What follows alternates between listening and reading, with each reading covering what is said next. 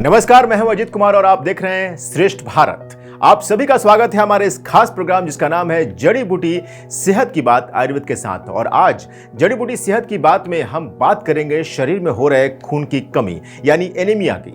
जब शरीर में आवश्यक खनिज आयरन की कमी हो जाती है तो व्यक्ति इस समस्या से ग्रसित हो जाता है। एनीमिया से पीड़ित व्यक्ति सांस लेने में तकलीफ, थकान, सिर दर्द, चक्कर आना और नाखून टूटने जैसे लक्षणों का सामना करते हैं। तो आज इस समस्या के कारण और इससे कैसे निजात पाएं वो भी आयुर्वेद के जरिए, इस पर बात करने के लिए आज हमारे साथ हैं डॉक्टर प्रिया गुप्ता। डॉक्टर प्रिया, आपका स्वागत है श्रेष्ठ भारत पर। डॉक्टर प्रिया, पहला सवाल तो यही कि इस आखिर ये प्रॉब्लम होती कैसे है, समस्या कहाँ है इसके होने का, पहले ये बताया। समस्या ये है कि जब भी खून की कमी हमारी बॉडी में हो रही है तो उसमें सबसे ज़्यादा 3 मेजर रीज़न होते हैं जिसकी वजह से हमारी बॉडी में खून की कमी होती है।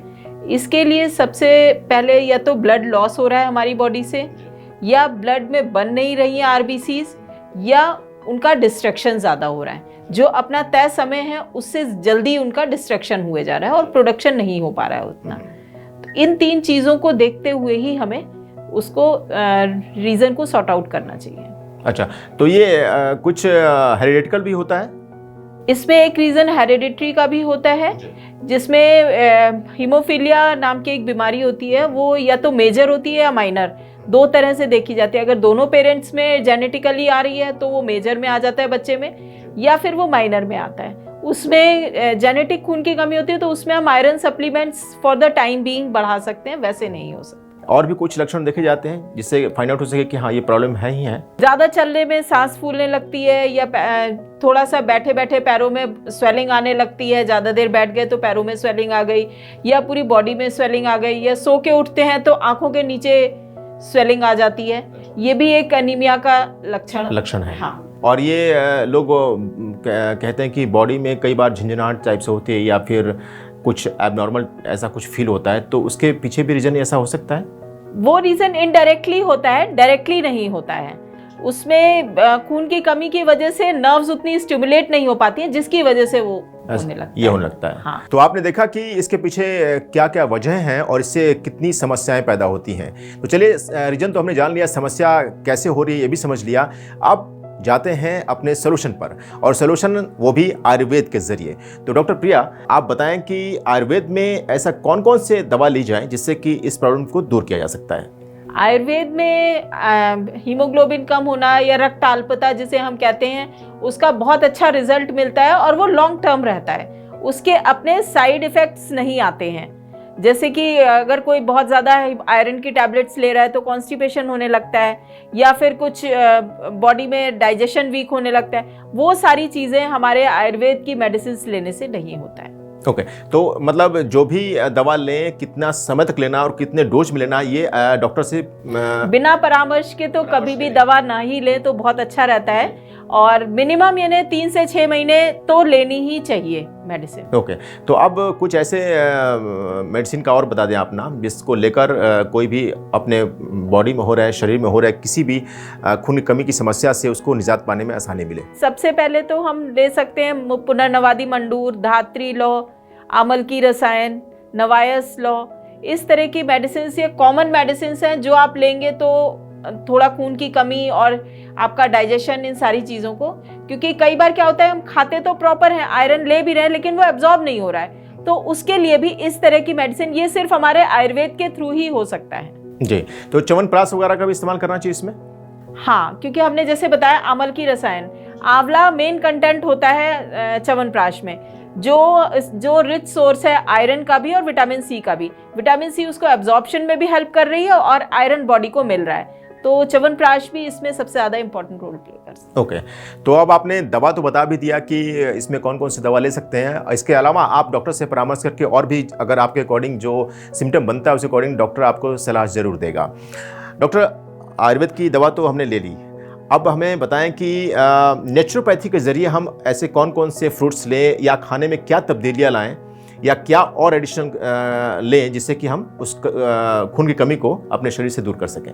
देखिए, इसके लिए सबसे ज़्यादा जैसे हम मुनक्का ले सकते हैं, किशमिश ले सकते हैं, अंजीर ले सकते हैं, या फिर हरे पत्तेदार सब्जियां हैं जिसमें पालक में सबसे ज़्यादा आयरन होता है, मेथी है, वो भी आपको काफ़ी हद तक रिच सोर्स ऑफ आयरन और बहुत सारी चीज़ें उसमें मिल जाती हैं।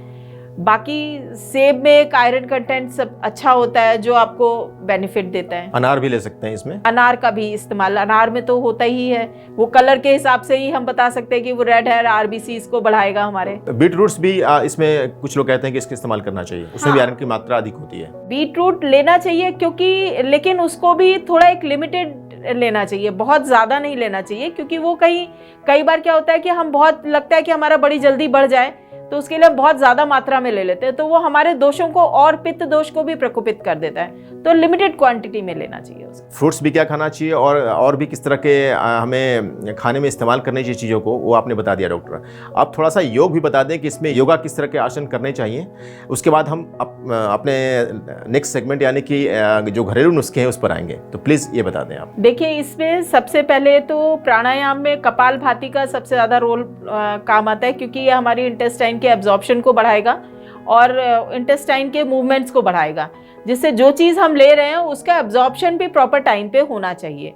वो चीज़ें सब मेनली तो प्राणायाम में आपको कपालभाति, योगासन में आप पवन मुक्त आसन है या शलभ आसन, इस तरह के कि पेट के लिए जो आपके थोड़े से हेल्दी रखने के लिए करने, उस तरह के आसन करें। प्रॉपर रेस्ट लेना भी बहुत जरूरी है, क्या कहेंगे इस पर? नींद का तो इसमें सबसे ज्यादा इंपॉर्टेंट रोल हर किसी बीमारी में ही होता है। अगर आप प्रॉपर स्लीप ले रहे हैं तो हमारा जो डाइजेशन है या जो हमारा मेटाबॉलिज्म है वो अच्छा होने लगेगा, तो जो आप ले रहे हैं सप्लीमेंट्स या जो आप डाइट में ले रहे हैं वो अच्छे से एब्जॉर्ब होने लगता है। इसलिए सोना भी बहुत, स्लीप कम से कम 6 से 8 घंटे की नींद होनी चाहिए। चलिए, उसकी भी जानकारी हमें मिल गई कि योग में हमें क्या क्या अपनाना है और उसके ज़रिए हमें कैसे तंदुरुस्त रहना है। अब आते हैं अपने आखिरी सेगमेंट, जिसमें हम अपने किचन में जो मौजूद है हमारे औषधियाँ, उसको लेकर हम कैसे इस प्रॉब्लम को दूर कर सकते हैं, उस पर डॉक्टर हमें आप कुछ जरूर बताएं। देखिए, इसमें एक हम सब्जियों में भी एक चीज़ छूट गई, जो कह सकते हैं कि हम आजकल जो लौकी आ रही है उसमें अच्छा रिच सोर्स ऑफ आयरन होता है, उसका आप सूप ले सकते हैं, टमाटर, लौकी या और चीज़ें मिला के उसका सूप लीजिए रेगुलर। उसमें थोड़ा सा चुकंदर ज़्यादा नहीं डालना है, थोड़ा डालना है। उन चीज़ों को लेके सूप ले सकते हैं, या आपको मुनक्का वगैरह बोला है वो आपको खाना है, और प्रॉपर टाइम पे खाना लेना है। सबसे ज़्यादा इम्पॉर्टेंट ये है कि आप ब्रेकफास्ट स्किप नहीं करना है कि चलो सीधे ब्रंच कर लेते हैं, वो चीज़ें सबसे ज़्यादा इम्पॉर्टेंट है। ओके, और भी कुछ हर्ब्स, अश्वगंधा या कुछ इस तरह की चीज़ें ले सकते हैं किचन से, और भी कुछ है?